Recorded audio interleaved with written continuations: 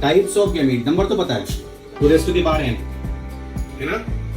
Type का मतलब है 2 raise to the power n dash. What is n dash?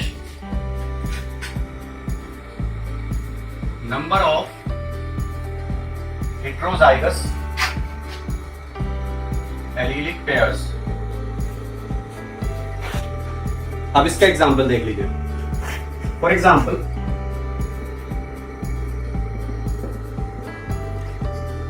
I have a parent, capital I, capital J, small j, capital K, capital L, small l। ये एक parent है। Homozygous, heterozygous, homozygous, heterozygous, ठीक है। ये mix parent. तो number वैसे ही निकालेंगे हम। 1 2 3 4 4 एलीलिक पेयर हैं। 2 की पावर 4 विल बी 16 गैमेट्स बनेंगे। टाइप कितने होंगे? तो हेटेरोजाइगस एलीलिक पेयर हैं 2, 1 2। 2 raise to the power n dash is equal to 2 raise to the power 2 is equal to 4। तो गैमीट तो 16 होंगे लेकिन टाइप होंगी 4। 2 की पावर 2 इज 4। कैसे बनाएंगे, कैसे, अब ये भी देख लीजिए।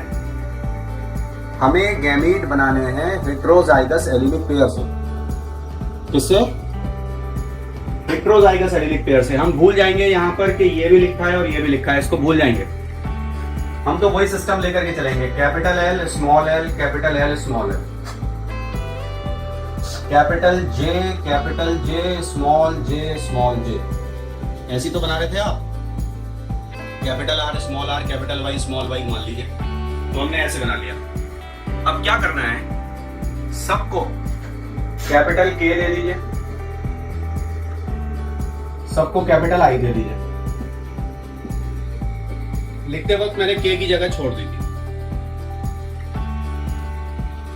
ये वाले भी 4 होंगे, ये भी 4 होंगे, ये भी 4 होंगे और ये भी 4 होंगे। टोटल हो गए 16। टोटल हो गए 16। तो 4 तरह के गैमीट्स होंगे, हर एक गैमीट 4 नंबर में आएगा। आप पहले इसको समझिए, take your time. Even if you have doubt then I will take one more example. और अगर समझ में आ गया तो बहुत अच्छा है, आगे बढ़ जाते हैं। Any doubt to anyone? Okay, I am taking second example. Capital R, capital S, capital T, small t, ठीक है। एलीलिक पेयर 3 है, 1 2 3। हेटेरोजाइगस एलीलिक पेयर 1 है, कैपिटल T स्मॉल t। पहले नंबर निकालेंगे। 2 की पावर 3 एलीलिक पेयर है। 2 की power 3 is equal to 8। Heterozygous allelic pair will decide the types. n dash कितना है? 1। 2 की पावर 1 इज 2। तो 8 गैमीट बनेंगे 2 टाइप के। हम कैसे करेंगे? इस पेयर को हम ऑल्टरनेट करके लिख देंगे। Capital T small t, 2 gamete बन गए। दोनों को capital R, capital S, capital R, capital S दे देंगे। ये वाले भी 4 होंगे, ये वाले भी 4 होंगे। हो गया 8। आप बताइए समझ में आया कि नहीं? आपसे पूछ करके लिखने के बजाय मैंने आपको लिख करके दिखा दिया to save the time. Is it clear now? और मैंने आपको बताया कि न्यूमेरिकल में यही आते हैं, कोई भी आए, लेकिन सबसे पहले नंबर निकालना है, टाइप बाद में, ठीक। अब आपके बताने का वक्त अब आएगा। So we are moving on to monohybrid cross now.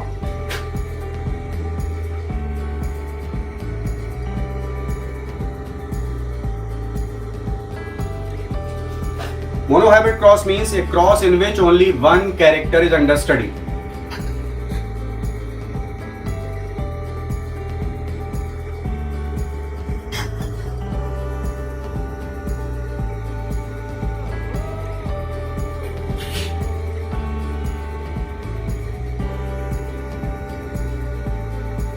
जब हम एक कैरेक्टर को स्टडी करते हैं तो उसे बोलते हैं मोनो हाइब्रिड क्रॉस।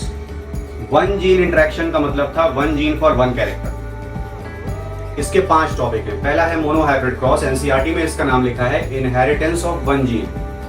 ये मैं आपको बता चुका हूं। तो एक कैरेक्टर अगर लेना है तो हमने कैरेक्टर ले लिया, stem height in P plant, इसके 2 ट्रेट थे, टॉल एंड डार्क। यस और नो? फर्स्ट मेथड के हिसाब से जीनोटाइप बन जाएगी कैपिटल टी स्मॉल टी। ठीक है, अब हम क्या करेंगे, अब जो पेरेंट्स हम लेने जा रहे हैं जिनके बीच में हम क्रॉस कराने वाले हैं, आर्टिफिशियल हाइब्रिडाइजेशन कराने वाले हैं, जो हमने चैप्टर 2 में सीखा था, इमैस्कुलेशन, बैगिंग, गस्टिंग, रीबैगिंग, वही मेंडल करते थे, दैट इज आर्टिफिशियल हाइब्रिडाइजेशन। तो हम सबसे पहले लिखते हैं पेरेंटल फिनोटाइप। दिखने में पेरेंट हमारे पास कौन कौन से हैं, एक टॉल है वर्सेस एक डार्क है। यहाँ पे क्रॉस नहीं लगाते, क्रॉस पेरेंट का नहीं होता, गैमेट्स का होता है फ्यूजन, तो हमने वर्सेस लिख दिया। अब लिखते हैं हम parental genotype, capital T small T. अब आपके काम करने का टाइम आ गया। गैमीट्स, इसके कितने गैमीट बनेंगे और वो कौन कौन से होंगे, इसके कितने गैमीट बनेंगे वो कौन कौन से होंगे, आपको नंबर और जीनोटाइप दोनों बताना है। जल्दी कर दीजिए। कैपिटल टी स्मॉल टी है ना, वेरी नाइस। Number 2 type 1।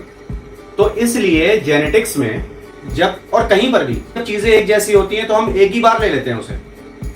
दिमाग में हमें पता है कि 2 हैं तो हमने एक ले लिया, इसका भी और इसका भी। हम रिजल्ट को उसी हिसाब से मैनिपुलेट कर देंगे, दिमाग में हमारे है। ठीक है, अब क्या करते हैं, F1 जनरेशन, इसके और इसके क्रॉस से क्या मिलेगा हमको भाई? What will we get? बताइए।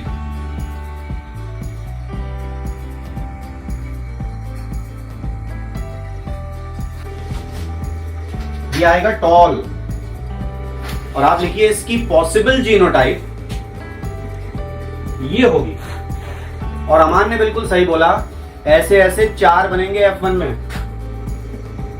क्योंकि 2 गैमीट इसके थे, 2 गैमीट इसके थे, गैमीट का स्क्वायर हो गया 4, तो ये 4 आएंगे। 4 एनसीईआरटी में 4 लिखते हैं, बने हुए 4, हम 1 लिख के आ जाते हैं। ये इंटू 2, ये इंटू 2, तो 2 2 4, 4 आ गए। इसके बहुत सारे नाम हैं, इस इंडिविजुअल के बहुत सारे नाम हैं। क्या क्या नाम है? इसको बोलते हैं मोनो हाइब्रिड, क्योंकि ये मोनो हाइब्रिड क्रॉस का रिजल्ट है। इसका एक नाम और भी है, हेटेरोजाइगस और हेटेरोजाइगोट। पहले तो जाइगोट ही बनेगा। हमें क्या मिलेंगे? हमें मिलेंगे सीड, उनकी सोइंग करेंगे, जर्मिनेशन होगा, तब प्लांट मिलेगा, टॉल प्लांट मिलेगा। आया? तो मैंने आपको इसीलिए सिखाया था कि भाई पहले फिनोटाइप बताओ फिर जीनोटाइप बताओ। But you people got carried away, क्योंकि अब आ गया ना तो एक्सपर्ट हो गए। एक्सपर्ट कोई नहीं है, मैं भी नहीं हूं, राइट? तो बहुत आराम से जमीन पे रहिए, उड़िए मत। हालांकि आप नहीं उड़ते, मुझे मालूम है। You don't have wings and flight muscles. खाली पर लगने से उड़ान नहीं होती, फ्लाइट मसल्स भी चाहिए। हर मसल सेल में 1 लाख माइटोकॉन्ड्रिया होते हैं। Lot of energy is required for flying, you know. तो बच्चों, कैपिटल टी स्मॉल टी नहीं कहना था, वो कहना था जो डोमिनेंट है। मेंडल ने क्या कहा था? If 2 traits of a character are cross hybridized, then the trait that appears in the very next generation is dominant. अब तो नहीं करेंगे ये गलती, पक्का? चलिए बताइए, what is the meaning of F1 generation? What is the meaning of F1 generation? First filial generation. First filial generation. What is the meaning of first filial generation? I want to know the meaning of this word. पता है किसी को? जब parents का cross होगा तो कौन आएगा भाई? मैं अपने पेरेंट का क्या हूं, आप अपने पेरेंट के क्या हैं? पेरेंट के क्रॉस से आप, अरे बेबी, आप लोग बेबी हैं अभी तक? आप इतने बड़े बड़े हो गए? Child, children. Filial means children. Actually filial word दो वर्ड से बना है. Filia, filius. Filia means daughter, filius means son. P plant bisexual है तो फीलियल बोल दिया. अगर खाली लड़कियां आती तो हम बोलते फाइला, लड़के आते तो फाइलोस. आप समझ रहे हैं? तो इसलिए बोल दिया first filial generation, first generation of the children. और जब इनको आपस में क्रॉस करेंगे तो हमें मिलेगी second filial generation, grand children. तब ये बन जाएंगे ग्रैंड पेरेंट. अब ये देखते हैं कि F1 जनरेशन के साथ जेनेटिक्स में क्या करते हैं. मोनोहाइब्रिड क्रॉस चल रहा है. F1 जनरेशन के साथ जेनेटिक्स में सिर्फ दो काम होते हैं. ठीक है, दो काम कौन से हैं? F1 generation, that was tall, possibly capital T small t, हमें मालूम नहीं है. We cannot see the genes, we cannot see the genotype. इसके साथ दो काम होते हैं. एक होती है सेल्फिंग, जिसमें F1 का क्रॉस F1 से करते हैं तो हमें मिलता है F2. ठीक है. और दूसरा होता है बैक क्रॉस.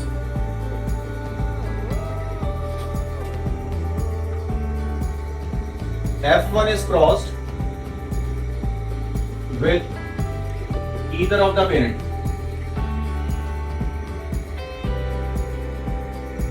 मतलब एक बार F1 का क्रॉस डोमिनेंट पेरेंट से होगा,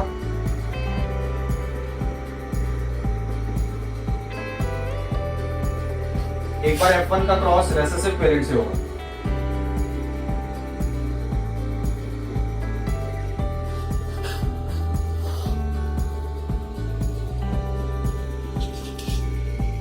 इनकी बात बाद में करेंगे. इसे कहते हैं आउट क्रॉस. तो अगर मैं आपसे ये बोल दूं कि इससे कोई फायदा नहीं होता, इसलिए इसे जेनेटिक्स से आउट कर दिया है, बस खाली इससे फायदा होता है, इसे ध्यान रखना, तो दो ही चीजें रह जाएंगी, एक ये और एक ये. इसे बोलते हैं टेस्ट क्रॉस. इससे पता चलता है कि F1 कैपिटल T है या कैपिटल T स्मॉल t है. पता चल जाएगा जब हम ये करेंगे कैसे. ठीक है. तो अगर हमें किसी इंडिविजुअल की जीनोटाइप पता करनी है कि वो होमोजाइगस है या हेटेरोजाइगस है, तो हम उसका क्या करते हैं, टेस्ट क्रॉस करते हैं. आउट क्रॉस से कुछ भी पता नहीं चलता, बट इसको जेनेटिक्स से आउट नहीं करा है. इसका इस्तेमाल ब्रीडिंग प्रोग्राम्स में किया जाता है आउट क्रॉस कर, क्योंकि इससे हमने एक चीज पढ़ी थी,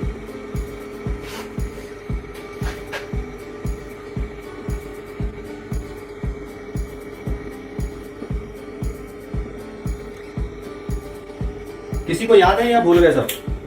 क्लास में तो बात नहीं हुई थी इसकी, लेकिन बुक में लिखा है ये, और मैं इंतजार कर रहा था कि कोई बच्चा तो मुझसे पूछ ले, बट किसी ने पूछा ही नहीं. Page number 31, chapter 2, outbreeding devices. वहां पे लिखा था इनब्रीडिंग डिप्रेशन.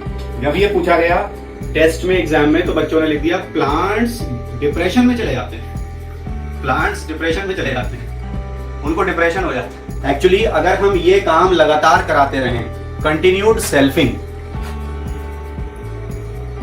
तो इससे प्लांट इनब्रीडिंग डिप्रेशन शो करता है. What is the meaning of this? Loss of vigour to form hybrid. Hybrid बनाने का पोटेंशियल खत्म होने लगता है।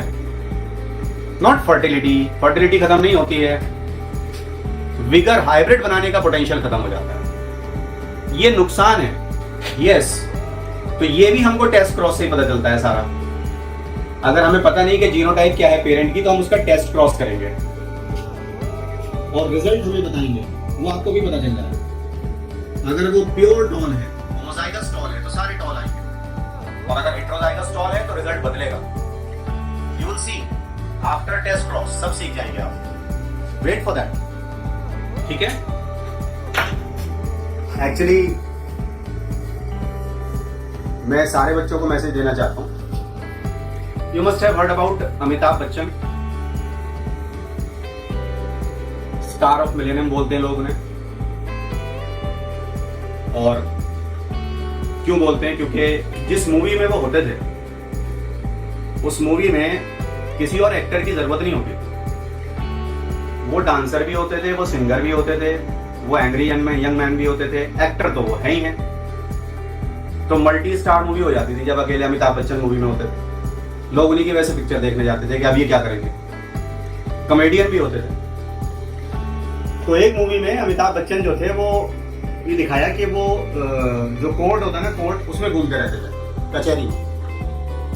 और कोई भी वकील उनको पकड़ के ले जाता था झूठा गवाह बना के, सिखा पढ़ा करके, क्योंकि तुम्हें गवाही देनी है। तो ठीक है, वो चले जाते थे। अब एक केस आया, वकील ने कहा भाई तुम्हें ये बोलना है जज के सामने कि हाँ मैंने देखा है कल्लू ने इनके बेटे को मारा है। वो जाके कटघरे में खड़े हो गए। कटघरा इतना ऊंचा होता है, विटनेस बॉक्स, और अमिताभ बच्चन 6 फुट 2 इंच के, कितने ऊंचे होंगे, है ना? तो जज साहब ने पूछा, हाँ भाई तुमने देखा है कल्लू ने इनके बेटे को मारा? ये बोल पड़े, हाँ जज साहब मैंने देखा है कल्लू ने इनके बेटे को मारा। जज साहब बोले, अच्छा ये बताओ कल्लू की हाइट कितनी? तो ये खड़े विटनेस बॉक्स में कह रहे हैं इतनी होगी, इतनी होगी। जज साहब बोले इतनी? बोले हाँ इतनी होगी, थोड़ा हाथ ऊपर कर लिया। जज साहब बोले इतनी? तुम्हें पता है कि कल्लू एक मुर्गे का नाम है?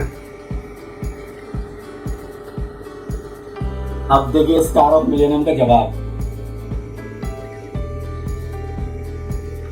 कॉन्फिडेंटली ही सेड, हाँ जज साहब मुझे पता है कल्लू एक मुर्गे का नाम है, लेकिन मैंने अभी नीचे का हाथ तो लगाया नहीं है। ऐसे कर दिया। मतलब उनका यह था कि मेरी बात अभी पूरी नहीं हुई है। यही मैं आप बच्चों से भी कह रहा हूं, जज साहब मेरी बात अभी पूरी नहीं हुई है। मेरी बात जब पूरी हो जाएगी तो आपके सारे डाउट क्लियर हो जाएंगे। ऑलराइट? तो जज साहब अभी मैंने नीचे का हाथ नहीं लगाया है। ऑलराइट? सारे बच्चे समझ लीजिए। अब मैं आपके हंसते खिलखिलाते चेहरे नहीं देख पा रहा हूं बच्चों। ऑफलाइन क्लास होती तो मैं देख पाता, तो मुझे और ज्यादा एनर्जी मिलती है बच्चों को खुश होकर देखता हूं। वेट करिए, सारे डाउट, कोई डाउट ही नहीं बचेगा, इंशाल्लाह सब क्लियर हो जाएंगे। ठीक है?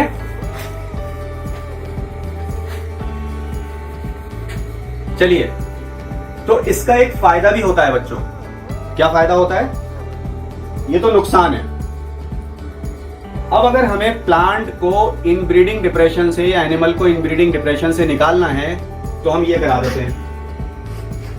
आउट क्रॉस से जो एनिमल या प्लांट है, they come out of inbreeding depression, वो हाइब्रिड बनाना शुरू कर देते हैं। क्योंकि डोमिनेंट से क्रॉस करा रहे हैं तो पोटेंशियल बढ़ जाता है, और भी फायदा होता है, प्रोडक्टिविटी बढ़ जाती है आउट क्रॉस से। और इनब्रीडिंग डिप्रेशन का फायदा क्या है? नुकसान तो ये है, फायदा क्या है? Homozygosity increases. बच्चों ये क्या बात हुई? इसका मतलब ये हुआ कि प्योर लाइन बननी शुरू हो जाती है।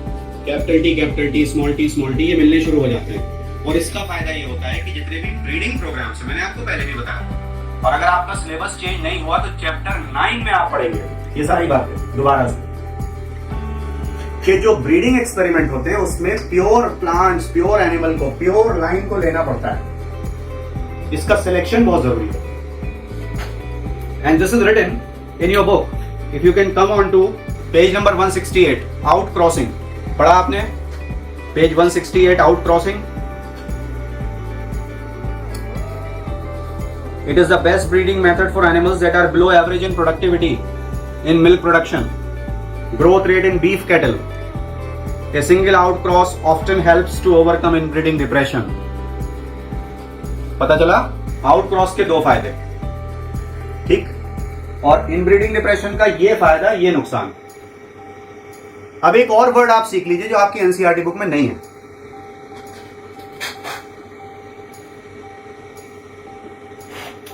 अगर आउटक्रॉस कराएंगे तो इनब्रीडिंग डिप्रेशन से बाहर आ जाएगा प्लांट, फिर से हाइब्रिड बनाना शुरू कर देगा ये एनिमल.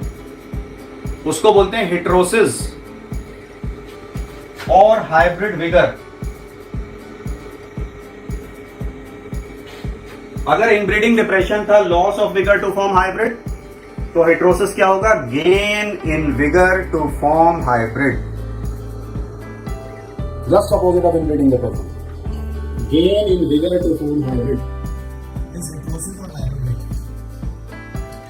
तो हमको आउटक्रॉस की डिटेल नहीं करनी है, हमारा काम इससे होगा, हम इसी को रखेंगे. मतलब अब दो काम होंगे जेनेटिक्स में, एक तो होगी सेल्फिंग बच्चों और एक होगा टेस्ट क्रॉस. आउट क्रॉस में यहां से हटा रहा हूं, जेनेटिक्स से आउट नहीं हुआ है, ये ब्रीडिंग प्रोग्राम्स में यूज हो रहा है.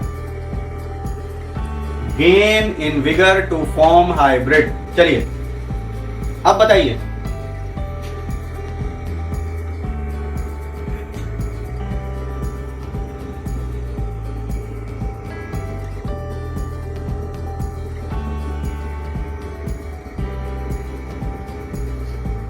इनमें से सेल्फिंग कौन सी है? You have 4 options. Which one of them is selfing? बच्चों ये भी सेल्फिंग है, ये भी सेल्फिंग है, ये भी सेल्फिंग है, तीनों सेल्फिंग है. आपको कहना चाहिए था बी सी एंड डी. ये सेल्फिंग नहीं है. पॉलिनेशन में आपको मैंने बताया था कि सेल्फिंग या इनब्रीडिंग भी कहते हैं. मैंने सवाल ये नहीं पूछा आपसे कि F1 सेल्फिंग कौन सी है. ये है F1 सेल्फिंग. ये क्या है? Selfing of dominant parent, selfing of recessive parent, self pollination, selfing, inbreeding. जो जैसा है उसको वैसे के साथ क्रॉस करने को सेल्फिंग बोलते हैं. कॉन्सेप्ट पढ़िए, रटिए मत, समझ गए? वो पीएनसी ऑप्शन भी आ जाएगा, तब क्या करें? F1 सेल्फिंग पूछा जाए तो ये भी तो सेल्फिंग है, ये भी तो सेल्फिंग है. ये F1 सेल्फिंग है. मैंने F1 सेल्फिंग नहीं पूछी, मैंने पूछा इनमें से सेल्फिंग कौन सी है. आप क्लास में करके रखिए. सबको क्लियर हो रही है बातें कि नहीं? Let me know. आप कहां कहां गड़बड़ कर सकते हैं, वहां वहां पर मैं चीजों को लेकर के चल रहा हूं. ठीक है बच्चों? तो यहां गड़बड़ कर दीजिए, यहां गड़बड़ कर देंगे तो बात आपके और मेरे बीच में रहेगी, बाहर नहीं जाएगी, लेकिन एग्जाम में नहीं करनी. ठीक? तो F1 की सेल्फिंग से हमें मिलेगा F2. सेल्फिंग में क्या हुआ? F1 capital T small t tall आया ना? तो कैसे लिखेंगे? F1 tall capital T small t cross with F1 tall capital T small t. ठीक है?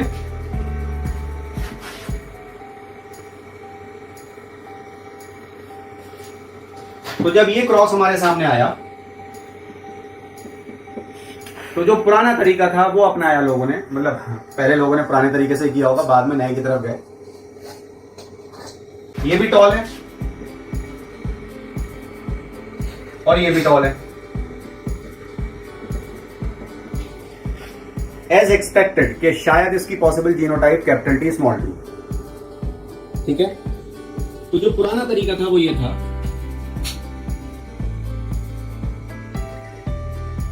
Toll capital T, toll capital T small t. चाहे इधर से आए या इधर से आए, डोमिनेंट को पहले लिखते हैं. Toll capital T small t. Dark small T small T. ये मेथड आउटडेटेड हो गया है, इसको बोलते हैं फोर्क लाइन मेथड।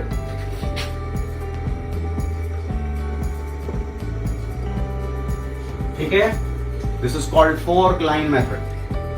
क्योंकि अभी तो दो दो थे, दो गैमीट इसके दो गैमीट इसके, तो 4 जायगोट आ गए। लेकिन अगर पेरेंट बड़े हो जाएं, 16 गैमीट बनाएं, अरे 8 ही बना लें, तो 64 जायगोट की लाइनें बनाते हुए हम खुद कंफ्यूज हो जाएंगे कौन सी लाइन रह गई कौन सी आ गई।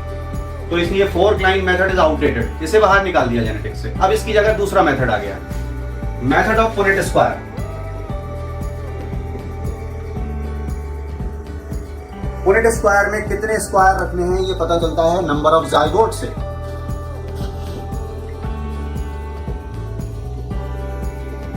नंबर ऑफ जायगोट हम पहले निकाल लेते हैं, अगर हमें ये पता है कि पेरेंट क्या है, पेरेंट क्या है, तो नंबर ऑफ गैमीट्स इसके निकालेंगे, नंबर ऑफ गैमीट इसके निकालेंगे, दोनों को मल्टीप्लाई करेंगे, नंबर ऑफ जायगोट आ जाएगा। इसके गैमीट का नंबर और टाइप जीनोटाइप, इसके गैमीट का नंबर और टाइप और जीनोटाइप। जल्दी बताइए, माँ का पेरेंट है toll capital T small T, toll capital T small T. तो ये रहा हमारा पुनेट स्क्वायर। इस पुनेट स्क्वायर में जायगोट के हिसाब से हमने स्क्वायर बना लिए कि 4 जायगोट आएंगे तो 4 हमने स्क्वायर बना लिए। वर्टिकल लाइन में लेते हैं फीमेल पेरेंट, फीमेल पेरेंट जिसके कार्पल पर स्टिग्मा पर पॉलन ग्रेन की डस्टिंग होगी, और जिस प्लांट के पॉलन ग्रेन की डस्टिंग होगी वो यहां आएगा मेल पेरेंट।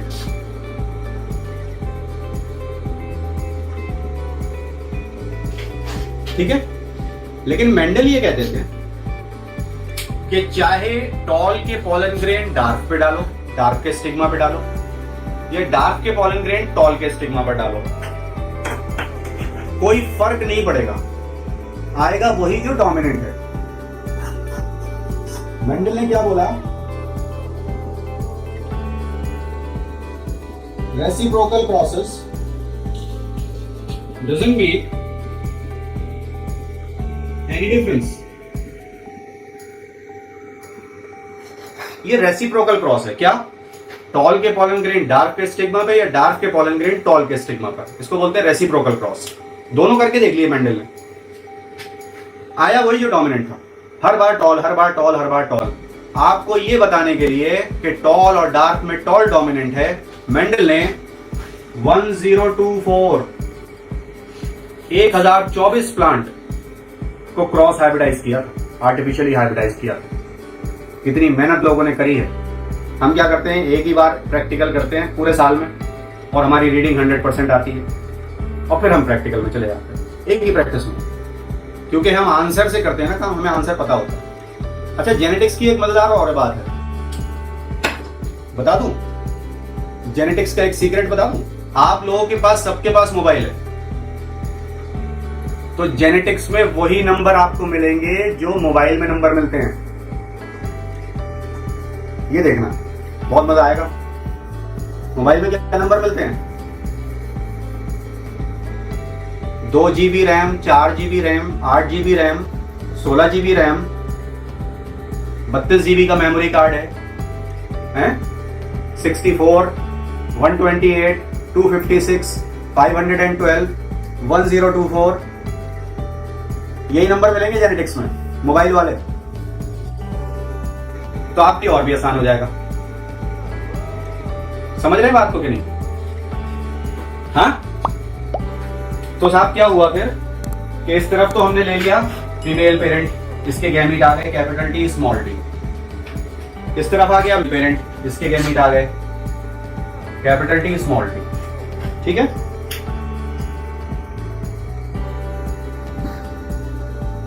पुनेट स्क्वायर को भर दिया।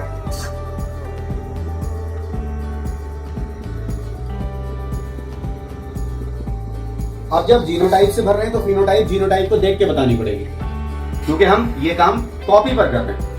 प्रैक्टिकली तो हमें पता है कि ये टॉल आया हो, ये टॉल होगा, ये टॉल होगा, ये डार्क होगा, है ना। ये है बच्चों F2 जनरेशन।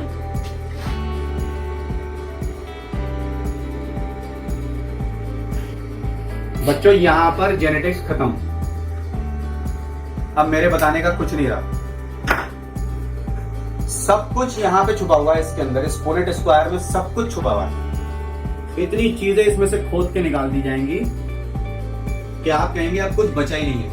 आगे की जेनेटिक्स में आपके लिए बिल्कुल आसान हो जाएगा। मैंने ये बोला हाइब्रिड क्रॉस को अच्छे से पढ़ लिया, इसको अच्छे से समझ लिया, तो आपके लिए जेनेटिक्स बिल्कुल आसान हो जाएगी। मेरी बात समझ रहे हैं कि नहीं? तो इसी की स्टडी हमको अब करनी है आगे बच्चों। How this can make so much difference that genetics will become very easy for you. अगर ये पार्ट आपको क्लियर है बच्चों, तो मैं एक छोटा सा सवाल पूछना चाहता हूं। और आप तो 11 से पढ़ के आए हैं, आप इसको भी ऐसा बना सकते हैं कि ये इसके जैसा दिखेगा। कैसे होगा वो?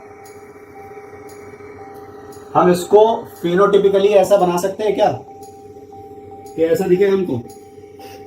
Yes, it is possible. ये रहेगा तो जीनोटिपिकली डार्क, लेकिन दिखेगा आपको टॉल। अगर आप इसमें हार्मोन डाल दें, जिब्रेलिक एसिड 11 में पढ़ाया गया था, उससे जाइजेंटिज्म आती है, जिब्रेलिक एसिड GA। तो मैं एक सवाल पूछना चाह रहा था आप लोगों से, इस सवाल का जवाब आप लोग सोच के नहीं देंगे, सवाल सुनते ही फौरन जवाब टाइप कर देंगे। जो फर्स्ट इंस्टिंक्ट होगी तो आप जवाब टाइप कर देंगे, सोच के नहीं बताएंगे, जल्दी से बता देंगे, जो दिमाग में पहला आए वो बता देंगे। ठीक है? Ready for my question? And this is going to help you a lot in genetics. Okay, मेरा सवाल ये है, what is the double of 1/8? जल्दी जल्दी टाइप करिए। Double of 1/8, double of 1/8, double of 1/8। What is the half of 1/16? What is the half of 1/16? जल्दी से। It is 1/32। मैं एक टेबल दूंगा आप लोगों को, उससे आप याद कर लेना। चतुर रामलिंगम, 3 इडियट्स, वो क्या कहते थे? मैं याद कर लेंगे। I'll give you a table of that। इसी का खेल है सारा। अगर हमने डबल बता दिया 1/16 का डबल तो 1/8, 1/16 का हाफ तो 1/32, 1/8 का डबल 1/4, 1/4 का हाफ 1/8, हाफ और डबल। इसे थोड़ा सा दिमाग लगाइए। अभी किसी बच्चे ने लिखा भी था कि थोड़ा सा दिमाग लगाते तो हो जाता, थोड़ा सा दिमाग लगा। एक्चुअली हम लोग बायो वाले हैं तो हमें मैथ्स में थोड़ा सा दिमाग तो लगाना ही चाहिए। हालांकि बहुत सिंपल मैथ्स यूज हुई है जेनेटिक्स में। Yes, don't say opposite. 1/, में आ रहा है तो आपको डबल करना है ना नंबर को। ठीक है? So will continue in the next class. हम इसको देखेंगे इसमें क्या क्या भरा पड़ा है। Till then good bye.